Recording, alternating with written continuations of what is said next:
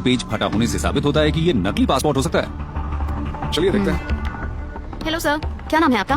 शुक्रुल्लाह। शुक्रुल्लाह। मोहम्मद नहीं है? नहीं। क्या ये आपका नाम है? नहीं। यूसुफ मोहम्मद? नहीं। क्या ये आपका पासपोर्ट है? नहीं, ये मेरा नहीं। क्या ये पासपोर्ट आपके पास था? हाँ। तो मतलब ये आपका पासपोर्ट है? नहीं, ये मेरा नहीं, मेरा तो वो वाला है। तो ये किसका पासपोर्ट है? मैं नहीं जानता। ये आपको कहाँ मिला? ये पासपोर्ट मुझे किसी ने आकर दिया।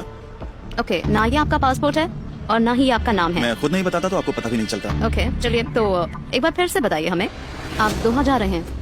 पहली बात, आप दुबई आए थे, आपके पास वीजा है और आपको काबुल जाना था कल सुबह की फ्लाइट से, मगर आप नहीं गए। क्या आप यहीं एयरपोर्ट पर रुकने का प्लान बना रहे थे? देखो, अगर मैं आपको नहीं बताता तो आप लोगों को ये बिल्कुल भी पता नहीं चलता। मेरी बात सुनिए, मेरी बात सुनिए। एक बात बताऊं आपको, आपको, ये पासपोर्ट दुनिया में कहीं भी नहीं चल सकता।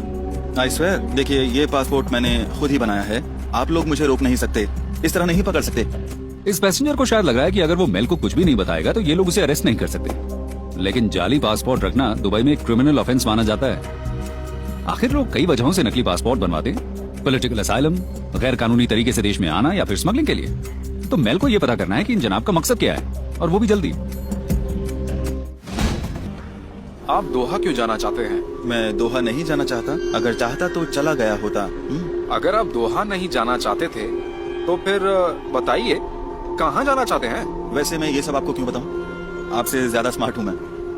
क्या कहा? आप पकड़ नहीं सकते आपने क्या मुझे। कहा? आपने क्या यही कहा? है, मैं आपने? स्मार्ट हूँ। ये मुझसे स्मार्ट है। ओके, हाँ, अफगानिस्तान से मुझे प्यार है, वो मेरी कंट्री है, दैट्स माय होमलैंड। आप समझे कि नहीं?